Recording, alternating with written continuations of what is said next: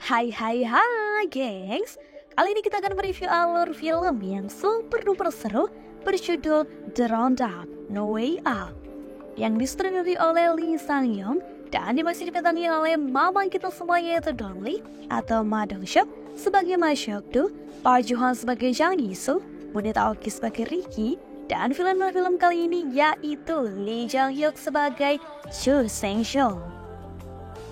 Selalu gak bosan-bosannya nih ngingetin buat kalian yang nonton video ini sambil makan, jangan lupa berdoa ya gengs.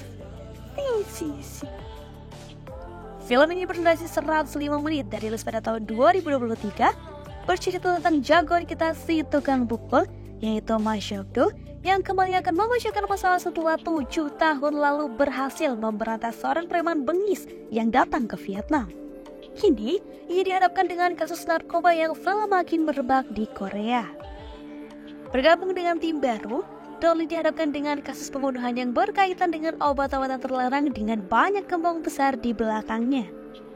Akankah Dong-lee mampu menangkap dan menampilkan keganasan serta kebrutalannya kepada para penjahat? Dan inilah The Roundup No Way Out.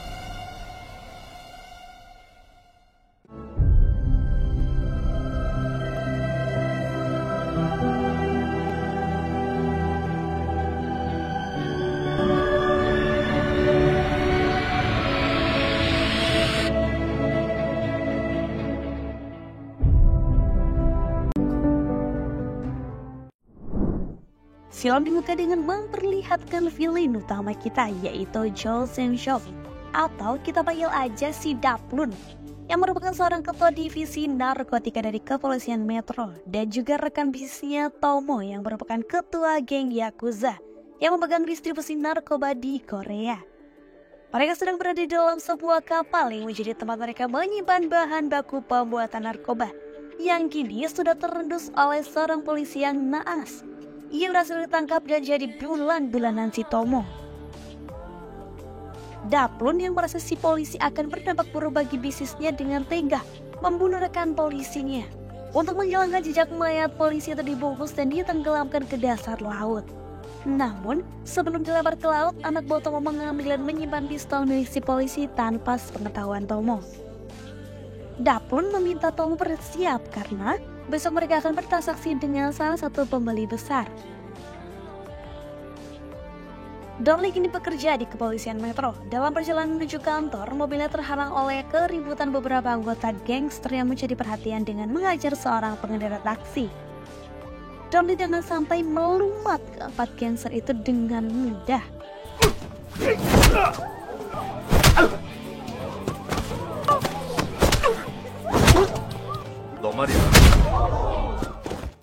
Setibanya di kantor, ia diberitahu kalau ada kasus pembunuhan di daerah Cheongdam. Setibanya di sana, Dong-lee menemukan ada kejanggalan dalam insiden itu karena tidak ada tanda kekerasan, juga sidik jari orang yang bersamanya tidak terdaftar di database kepolisian. Dari catatan yang ditemukan, di dalam kamar korban ia menemukan nama klub malam yang biasa ia datangi, yaitu Orange Club. Dong-lee mendapatkan penjelasan dari hasil autopsi yang disampaikan dokter forensik. Ia mengatakan kalau korban meninggal dengan cara dilempar dari atas gedung dan dari tubuhnya terdapat barang haram berjenis hyper. Barang-barang yang efeknya sangat kuat melebihi obat-obatan terlarang lainnya. Di tempat lain, si Daplun dan si Tomo menemui seorang bos mafia dari Cina. Kita sebut aja deh si Atun. Mereka menawarkan hyper seberat 20 kg dengan harga 30 juta dolar guys. Karena Atun sudah tahu kualitas dan harga pasar dari hyper, maka ia langsung deal dan memberikan uang mukanya. Malam harinya, Dong-lee dan anak buahnya langsung menuju Orange Club untuk mencari si pemilik klub. Dong-lee dibantu oleh informannya yang bernama Selamat. Di dalam, Dong-lee langsung menuju area VIP di lantai 2. Sampai dihadang dan ditampar oleh seorang penjaga, Dong-lee langsung melayangkan bogem hangatnya yang langsung menumbuhkan si penjaga. Mamam, si teh. 안 들려? Sesamanya di atas, ia mengikuti seseorang sampai ia kamar mandi. Setelah diamati, ia langsung merebut Hyper yang baru diedarkan dari seorang anak sebagai barang bukti. Donnie yang mengikuti si pengedar akhirnya memberikan shock terapi terlebih dahulu agar anak muda itu mau beritahu di mana bosnya sekarang. Rupanya, si penjaga kembali dengan membawa satu temannya dan sudah jelas, kedua-duanya sekarang terkapar tak berdaya. Si bos klub yang sudah ditemukan langsung diringkus dan dibawa ke kantor untuk diinterogasi.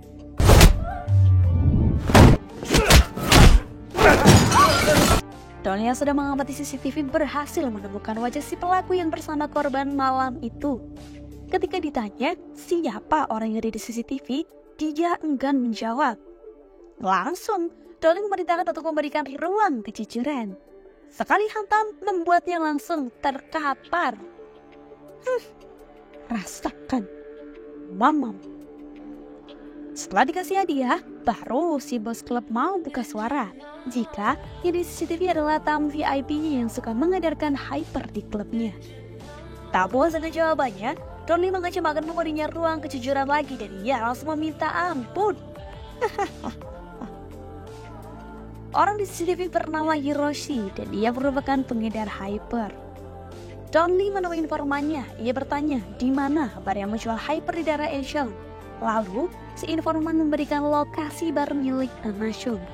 Sampai di bar milik Nashun, Donnie yang kelar menumbangkan penjaga langsung menggeledah tempat itu. Tak butuh waktu lama Donnie untuk menemukan Hyper di tempat itu. Setelah interogasi, Nashun memberitahu Hiroshi adalah seorang gangster Yakuza yang meracik obat haram itu sendiri, lalu kemudian mengedarkannya. Dari informasi lokasi yang diterima dari Donnie, si kapten dan dua anak buahnya bergegas menuju apartemen si Hiroshi. Di sana ia bersama teman-temannya sedang di bawah pengaruh Hyper dapat diringkus dengan mudah. Soalnya mereka lagi melayang, aku melayang. Dalam perjalanan menuju kantor, mobil si kapten ditabrak oleh sekelompok orang yang membuat mereka semua pingsan dan luka-luka. Hiroshi yang masih sadar dengan bengis langsung dihabisi. Dan Hyper yang si kapten sita kini berada di tangan orang itu. Mereka ternyata adalah si Daplun dan anak buahnya. Si Daplun yang bergerak menuju markas si Tomo. Dengan kesal ia langsung mengancam akan membunuhnya jika ia mengacaukan pertemuannya dengan si botak besok pagi. Keesokan paginya, Tomo menemui seorang pengedar bernama Ikin yang akan menjadi penanggung jawab wilayah Hiroshi sekarang. Di rumah sakit, Donnie menjual anak buahnya yang sedang dirawat. Si kapten yang terluka parah kini sedang dioperasi. Donnie ditemui oleh temannya yang ada di divisi narkotika memberikan informasi terkait dengan peredaran Hyper yang diselidiki langsung oleh kaptennya. Namun, sudah seminggu ia menghilang setelah penyelidikannya diketahui oleh Yakuza. Kepolisian Goryeo adalah penanggung jawab pemberantasan Hyper 2 tahun lalu. Donnie ingin mengetahui lebih detail terkait dengan Hyper langsung menuju ke kepolisian Goryeo. Sampai di sana, ia bertemu dan berbincang dengan si Daplun. Terkesan menutup-nutupi kasus Hyper dengan tidak mau memberikan informasi apapun. Donnie yang terlalu banyak bertanya membuat si Daplun menjadi sensitif. Donnie melanjutkan penyelidikannya menuju tempat rental mobil milik seseorang yang bernama si Tablo. Dengan kebetulan, si Tablo berpasangan dengan Donnie. Ia tak tahu kalau sedang berhadapan dengan siapa. Berlagak dengan menantang si Donnie. Sekali taplok, satu nyamuk terkapar. Si Tablo yang bisa ditepak lagi agar bangun dan segera diinterogasi.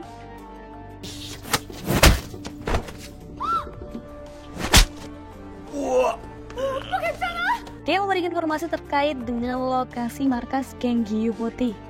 Donnie meminta si Tablo untuk mengantarkannya menuju klub miliknya yang biasa didatangi oleh Tomo dan anak buahnya. Berletak di kota Tokyo, kita diperlihatkan sosok Ichizo yang merupakan pemimpin Yakuza. Dia memerintahkan orang kepercayaannya bernama Riki untuk membereskan bisnis narkoba mereka di Korea. Karena si Tomo sudah ketahuan menyelundupkan narkoba tanpa sepengetahuannya. Diperlihatkan si Daplun bernegosiasi dengan si botak dan si Atun. Si Tomo mengabarkan jika Ichizo sudah tahu perbuatan mereka dan dia mengirim Riki untuk menghabisi mereka semua.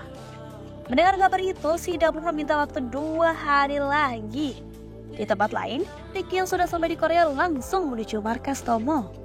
Ia memporak-porandakan tempat itu dan dengan menggunakan katananya, ia membawi Puta menghabisi seluruh anak buahnya tanpa tersisa. Namun, ia tidak menemukan si Tomo di sana.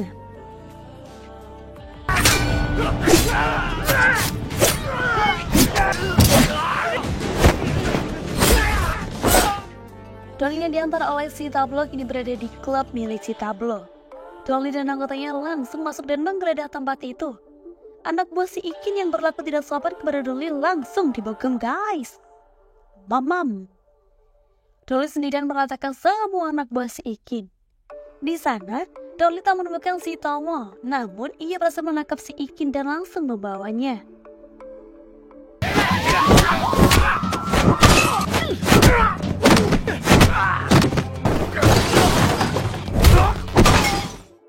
Si Ikin memberitahu di mana Tomo menginap. Ketika Donnie sampai di basement hotel, ia berpapasan dengan mobil yang membawa Tomo. Langsung dong, si Donnie mundur dan menghadang mobil itu. Dan pertarungan pun tak terhindarkan.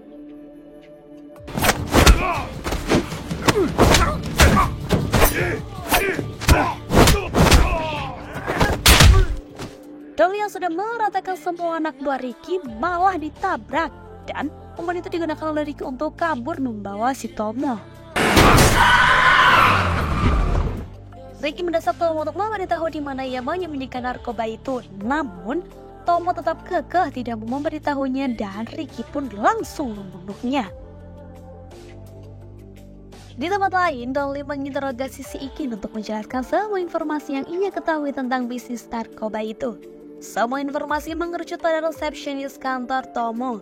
Ketika Donnie akan menuju ke sana, ia dikabari kalau Kapten Divisi Narkotika Kepolisian Metro ditemukan sudah meninggal terbungkus plastik di tepi pantai.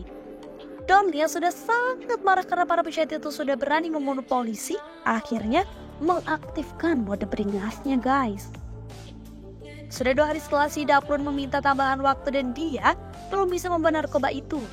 Tak punya pilihan lain, Daplun akhirnya membunuh si botak dan pasukannya dengan brutal.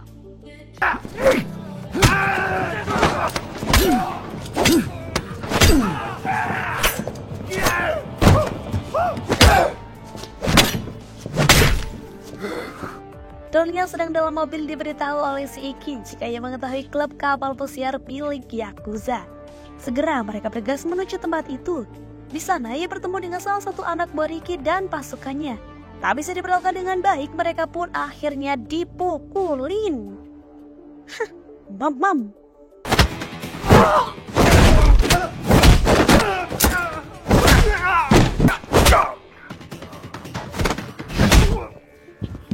Donnie berusaha mencari petunjuk dari tempat itu dan matanya tertuju pada sebuah kapal dengan nama Lucy karena kuncinya berbentuk kartu.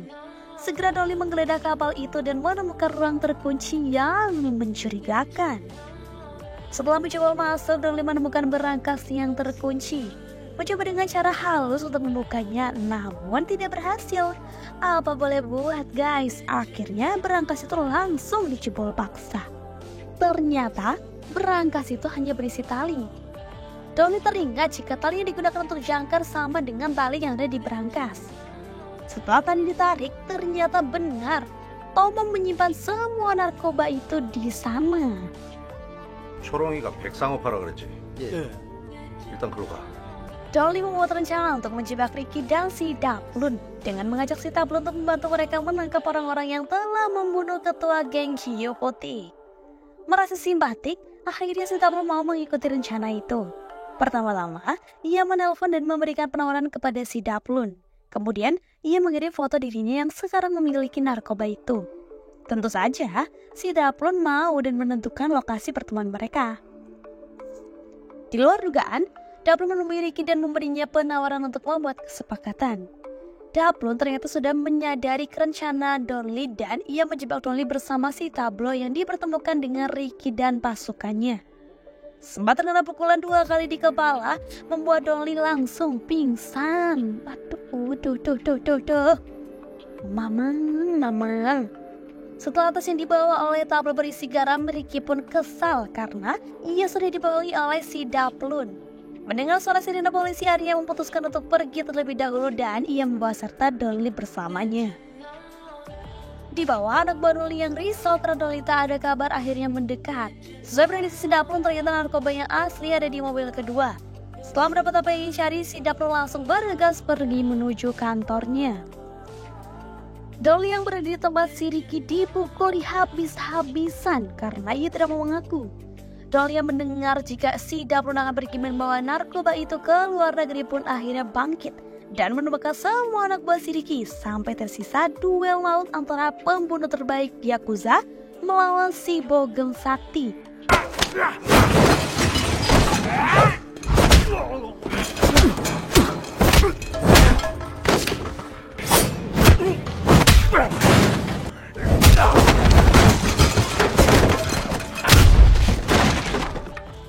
Pertarungan yang cukup sengit pun terjadi. Namun Dolly masih menang telak guys dari si Ricky. Tak ingin buang waktu, Dolly yang ternyata menaruh handphone di dalam tas narkoba itu dengan mudah bisa melacak keberadaan si Daplun dan segera menuju ke kantor si Daplun. Sampai di sana, Daplun yang hampir meninggalkan kantor pun langsung diseruduk oleh Dolly sampai ia tak bisa pergi. Mendapatkan kesempatan untuk menghabiskan kebrutalannya, Dolly tak menyanyiakan itu dengan membuat si Daplun terkapar tak berdaya. Mamam.